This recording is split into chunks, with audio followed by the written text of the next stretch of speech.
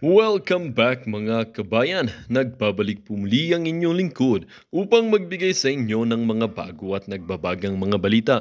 Tila ba naging mainit na usapin ang isyong ito sa mundo ng social media? Sa isang pambihirang pagdinig sa Kongreso, ibinunyag ni Congressman Rodante Marcoleta ang malalaking katiwalian na kinakasangkutan ni Presidente Kuting ng Norte, ang kanyang asawa na si Lizata Nasmags at pati na rin si Speaker of the House, Tambaloslos Romualdez. Sa pagdinig, inilahad ni Marcoleta ang mga ebidensya na nagpapakita ng peking ayuda na ipinamahagi umano ng administrasyon ni Presidente Kuting. Ayon sa kanya, ang mga pondo na inilaan para sa ayuda ay napunta lamang sa bulsa ng mga opisyal at hindi sa mga mamamayang nangangailangan. Napakasakit isipin na sa kabila ng hirap na dinadanas ng ating mga kababayan, may mga opisyal na sasamantala sa kanilang kalagayan. Ang mga peking ayudang ito ay malinaw na patunay ng katiwalian ng pamahalaan, ani ni Marcoleta. Bukod kay Presidente Kuting, idinawit ni Marcoleta si Lizata Nasmags at Speaker of the House, Tambaloslos Romualdez sa naturang iskandalo. Aniya, aktibong nakilahok ang dalawa sa pagnipula ng mga pondo para sa kanilang sariling kinabangan. Ang mga ebidensya na ito ay hindi mapapasubilian. Ito ay direktang natuturo sa kanilang tatlo bilang mga pangunahing salarin ng peking ayuda. Wala na silang kawala sa gupit ng saligang batas. Dagdag pa ni Marcoleta. Sa kabila ng mga akusasyon, mariing itinanggi ng kampo ni Presidente Kuting ang mga paratang. Sa isang pahayag, sinabi ng tagapagsalita ng palasyo na walang katotohanan ng mga aligasyon na ito at ay bahagi lamang ng isang malawakang smear campaign laban sa administrasyon. Samantala, umani naman ng iba't ibang reaksyon mula sa publiko ang pagbunyag ni Marcoleta. Marami ang nagpahayag ng galit at pagkadismaya sa umano'y katiwalian sa pamahalaan, habang ang iba naman ay nananatiling nag-aalinlangan sa kredibilidad ng mga ebidensya. Ang isyong ito ay patuloy na sinusubaybayan ng taong bayan na umaasa na magkakaroon ng hustisya at kaparusahan sa mga mapapatunayang may sala. At kung bago ka pa lamang sa aking channel, huwag kakalimutang mag-subscribe, pindutin ang notification bell at piliin ang all upang laging maging updated sa mga bago at nagbabagang mga balita. At sa mga solid viewers naman natin dyan, maraming salamat naman po sa patuloy na pagtangkilik sa ating channel. Tuloy-tuloy lang po ang laban para sa katotohanan at para na rin sa kinabukasan ng ating pinakamamahal na bansang Pilipinas. Hanggang magkano kaya? Yes, sir. Kayang-kaya. Sinabi ng Presidente at nakikita natin sa mga Kadiwa stores. Every region may Kadiwa stores. Yan talagang target sa mga DE market. Pero hindi kasing lawak sa ibang mga palengke at sa ibang mga retailers. Pero at least, tinatarget yung mga Kadiwa stores talaga yung pinaka-marginalized.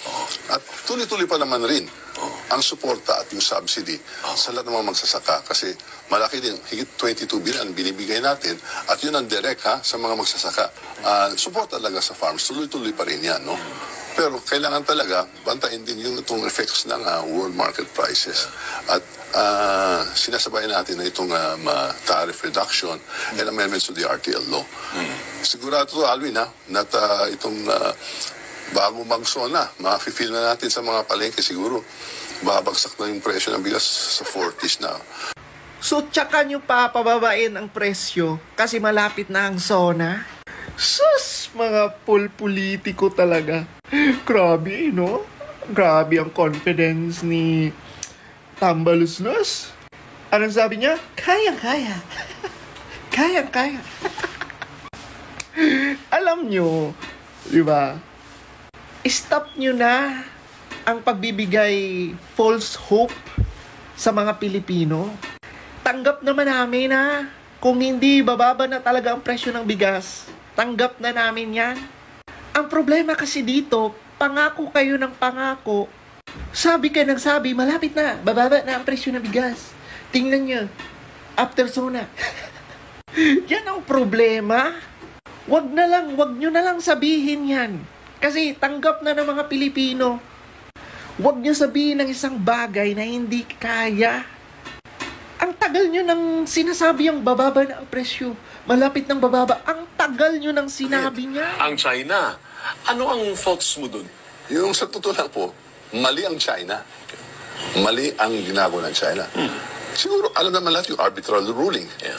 Yung buong mundo kasama natin. Eh di paano tayo makakamali dyan eh. At tama nag-oath ang ating presidente, di ba? Mapapabuli ba tayo? Ugali ba natin na mapapabuli ba tayo? Hindi dapat. At Sus! Hindi pala magpapabuli. Oh, anong ginawa niyong hakbang, di ba, doon sa Philippine troops natin na naputulan ng kamay? Aber, anong ginawa niyo? Pinagtanggol niyo ba ang mga kababayan natin? Di ba wala? Anong sabi niyo? Aksidente lang. Literal talaga yan sila mga lods na pakunwari concern sa mga Pilipino. Di ba? Yan yung mga pinapakita nila eh. Kunwari, concern sa mga Pilipino. Pero pag nagkanta leche-leche na, di ba? Hindi mo na mahagilap. Katulad dun, di ba? Dun sa nangyaring kamakailan lang nagdirian, no, ng China at saka Pilipinas, di ba? Na meron pang naputulan na kamay. Ang isa sa kasundaluhan natin. O anong aksyon ang ginawa nila? Di ba? Bawal magpabuli? Hindi dapat nagpapabuli? O Romualdez, anong aksyon ginawa nyo? Naputulan na ng kamay ang isa nating kababayan. Yung mga wino-water cannon tayo ng China. O, anong ginawa nyo? Di ba hindi dapat magpabuli, tama? Wala naman kayong ginagawa. Puro kayong ngaw-ngaw. Kaya natatawa na lang talaga ako mga lods eh. Sa lipunan, isa lang ang performance na yan sa mga inihanda ng Malacanang sa concert nito para sa mga health worker. Isa sa mga highlight ng gabi, ang performance ni Concert King Martin Nievera. Si Pangulong Bongbong Marcos sumabak din sa kantahan ng tapatan ng mic at sabay nilang hinarana si First Lady Liza Araneta Marcos.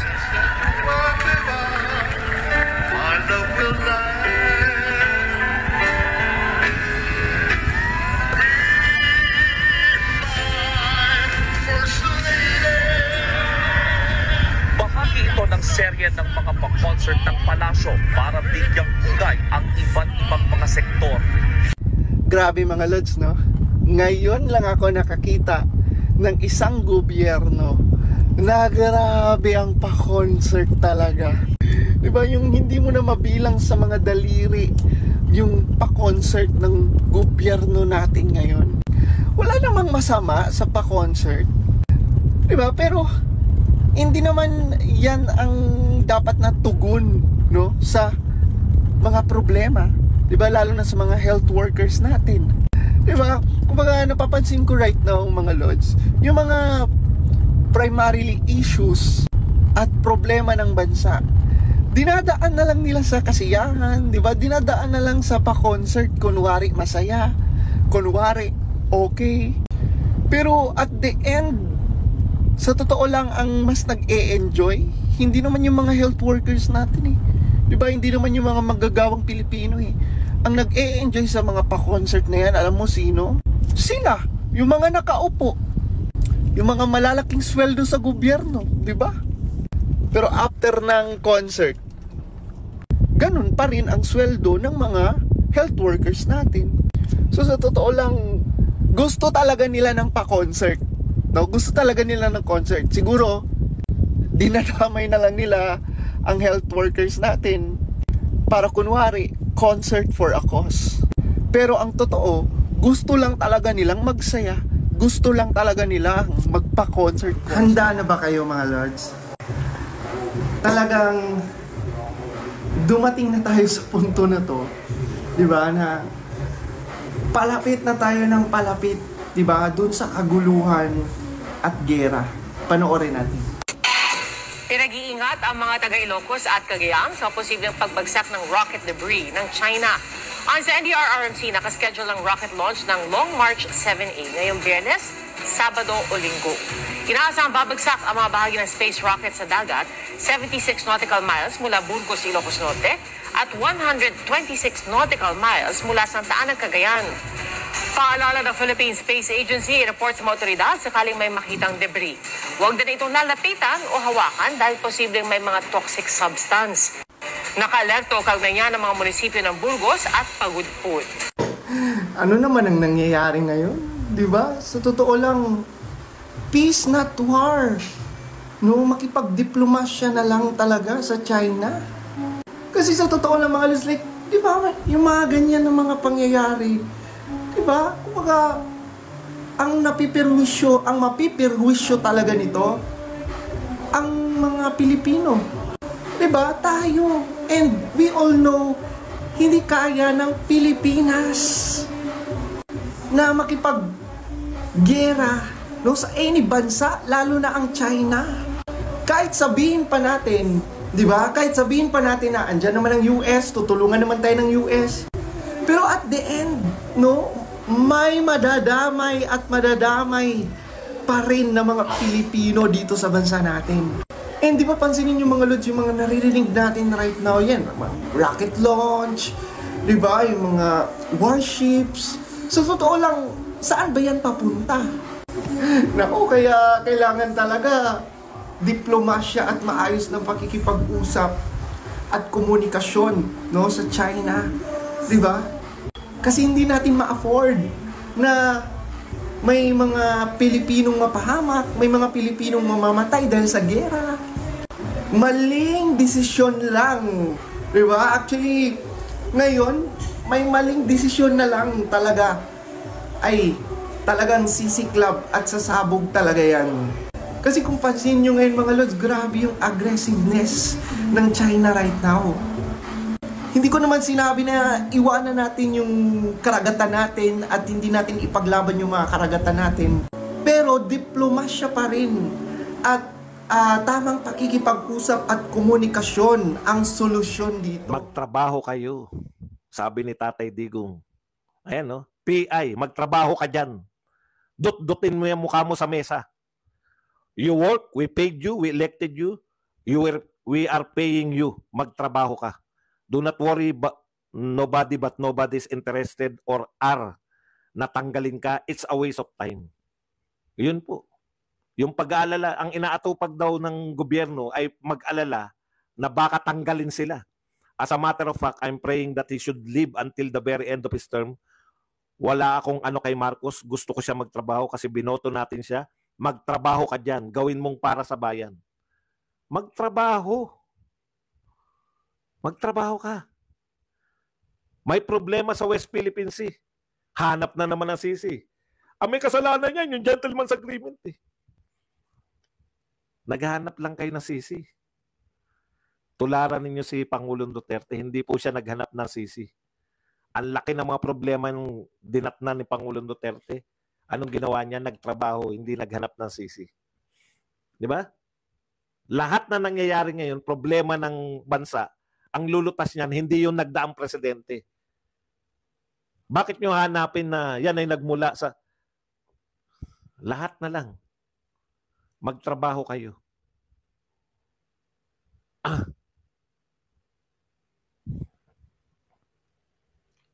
Lahat ng problema, wag nyo, hindi nyo pwedeng isisi yan. No?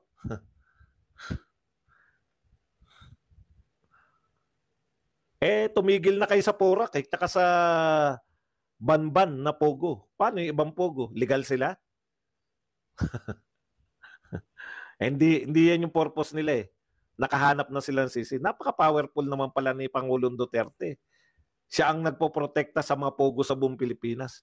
Bakit hindi sila bakit yung mga mayor kayang pigilan yung mga maisog rally?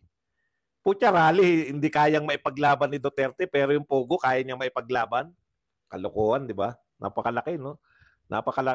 Alam niyo, mas kapanipaniwala pa. Di ba? Kung sabihin niyo na pinoprotektahan ng mga local officials yung mga Pogo, kaya nakakalusot sila kahit mas kapanipaniwala pa yun eh. Pero yung sasabihin ninyo na ang nagpoprotekta sa lahat ng Pogo sa Pilipinas ngayon na illegal na nag-ooperate, yung illegal si Duterte, ang hirap pong paniwalaan yan. Kasi nga, yung KOJC nga, Kingdom of Jesus Christ, siya na ang administrator. Napasok pa. Di ba? Napasok ng isang batalyon o 2 batalyon na pulis. Napasok pa eh. Siya na ang administrator nun. Ibig nyo sabihin, hindi nyo napapasok yung mga Pogo dahil, ay si Duterte to, protektado kami ni Duterte. Ganun ang sinasabi. Hindi ako naniniwala. Kaya yan, nagbubulahan lang tayo rito. Eh. Ano ang payo ni Duterte? Magtrabaho ka 6 years. Dahil binoto ka, pinasusweldo ka ng taong bayan. Yan ang pinakamaganda ngayon na panawagan natin. Magtrabaho kayo. Huwag kayo maghanap ng sisi. Magtrabaho kayo. Lahat yan may problema ang bawat presidente. At hindi tungkulin ng mga presidente yung maghanap ng masisisi. Ang tungkulin ng presidente, magtrabaho para lutasin ang mga problema. Tagal-tagal ng problema sa West Philippine Sea. Hanggang ngayon, sinisisi nyo pa rin si Duterte. Ang tagal-tagal nang wala si Duterte. Maganda ang West Philippine Sea noon. Tahimik. Madala kayo sa sinasabi ni Zelensky, no? Ulitin ko lang sa mga hindi nakapakinig. Ano sabi ni Zelensky? Ayaw na namin ng gera. Bakit? Dahil talo ba sila o wala pong usapin ng talo panalo. Anong sinabi ni Zelensky? Ayaw na namin ng gera dahil marami na kaming namamatay. Marami nang napatay mula sa amin at marami pang sugatan. Immaterial kung nananalo sila o natatalo. Talo ka sa gera. Di ba? Kaya ang trabaho natin ng Pangulo sa West Philippine Sea, trabaho ng mga sundalo ipagtanggol yung teritoryo natin. Pero trabaho ng mga presidente at ng DFA at ng iba pang diplomatic corps na makipagdiplomatikong relasyon, maiwasan ng digmaan. Huwag niyong isisi sa mga sundalo yan. Dahil ang mga sundalo, ipagtatanggol nila, yun ang trabaho nila. Ipagtatanggol nila yung teritoryo. Kayo naman, bilang Pangulo at mga DFA at iba pang opisyal, lalong-lalo na po yung Pangulo, trabaho nyo na iligtas tayo sa labanan, iligtas tayo sa digmaan. Yan ang pangunahin yung trabaho. Dahil yan ang sinasabi ng konstitusyon. Hindi po sinabi ng konstitusyon na makipagdigmaan tayo. Bawal po sa konstitusyon ng Pilipinas ang makipagdigmaan. Kaya bilang Pangulo, dapat gagawin ang lahat para maiwasan ng digmaan. Ano sabi ni Pangulong Duterte? Magtrabaho ka. Huwag kang maghanap ng sisi. Tigilan nyo na yung kahahanap ng sisi. Nasa kalagitnaan na kayo ng termino nyo. Sisisihin nyo pa rin yung nagdaan. Magtrabaho kayo. Ito po, pinatulan na rin ni Pangulong Duterte itong si Dilima. No? Alam niyo naman, si Dilima may banta pa. Nagbabanta pa eh. Sisingilin si Duterte. Babawian, ididemanda. Ang ganda po ng sinabi ni Pangulong Duterte. No? Ang ganda po ng sinabi. Ito po ang sinabi ni Pangulong Duterte kay Dilima. Sana ba? Huwag kang kumalikot.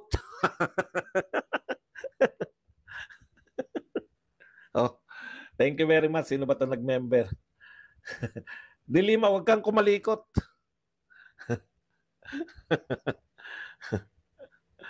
Hindi, ito po kasi yung reaction ni Pangulong Duterte. Sabi ni Pangulong Duterte, no? Find your peace. 'Di ba?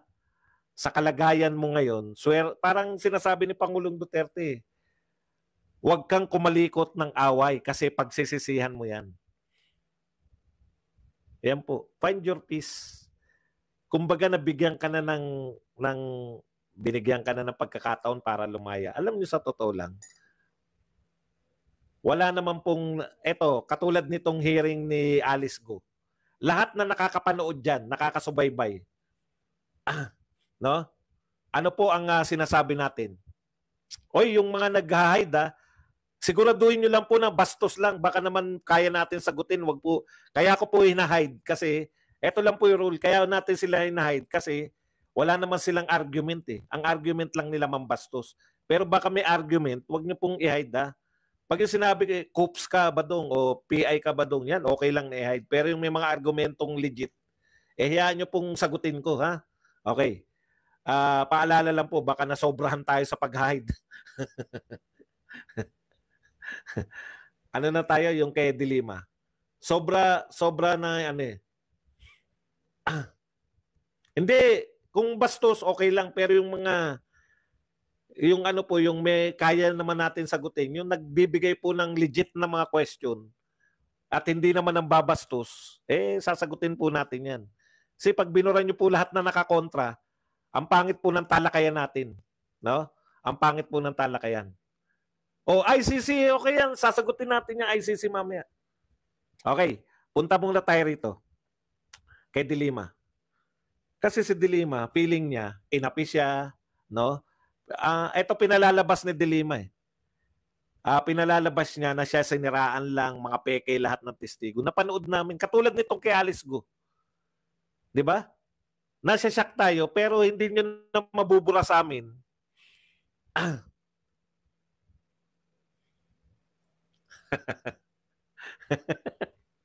Hindi niyo na mabubura sa amin na si Alice Go ay malamang Chinese, hindi siya Pilipino, di ba? Kasi nasaksihan natin yung hearing. Kay De Lima, hindi nyo na mabubura sa amin yung napanood namin.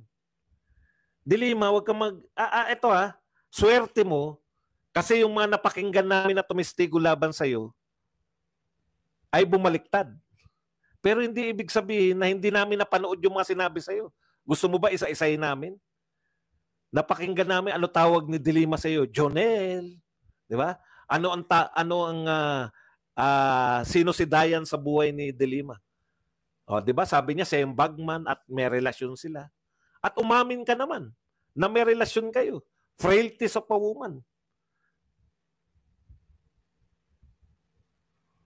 Pero, ang tanong, tapos, hindi naman bumabaliktad yung hindi naman bumabaliktad yung nagsabi na nagpapa-concert siya.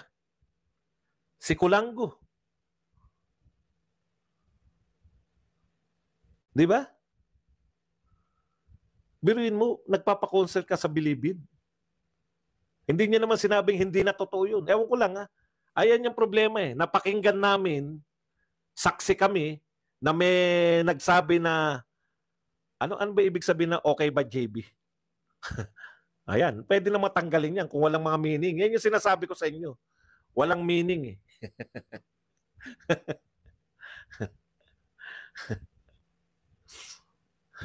Tapos yung saba, napakinggan din namin yun. Kung hindi na namin napakinggan, doon kami nagtataka, no? Paano ka napawalang sala? Kasi hindi na namin napapakinggan yung korte, kung ano nagaganap sa korte. Yun yung sinasabi namin eh. Pero napakinggan namin yung mga tao na tumistigo laban sa iyo. Bakit ka 7 taon na nakulong?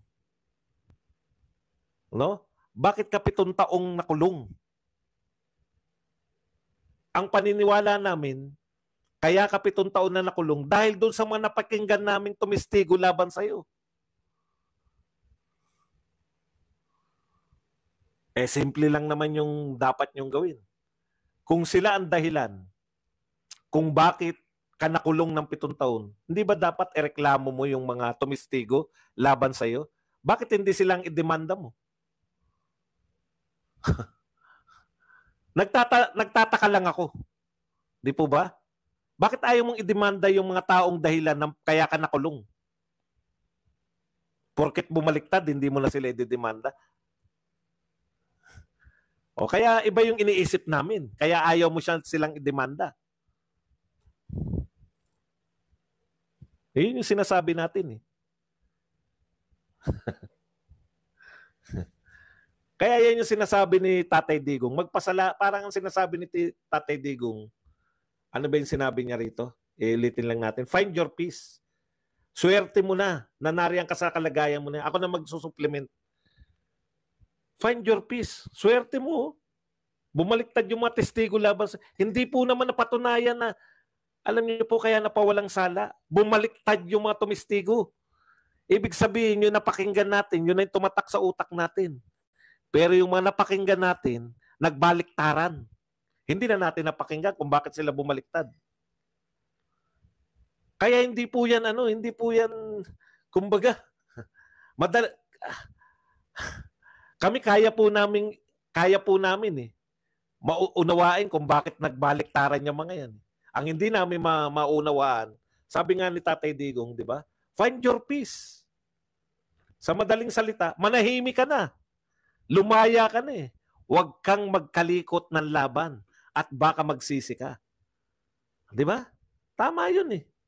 Alam niyo yun, alam niyo yung mga nakalusot na, yung maghangad ka pa ng sosobrahan mo pa yung swerte mo. Di ba? Meron tayong mga ganun minsan, uy, nakalusot ako. So, meron tayo minsan sa buhay natin, hindi ko sinasabing nagpalusot si Dilima. Tayo na to. Minsan sa buhay natin, may mga pinalusot tayong bagay-bagay o panyanyari. Di ba?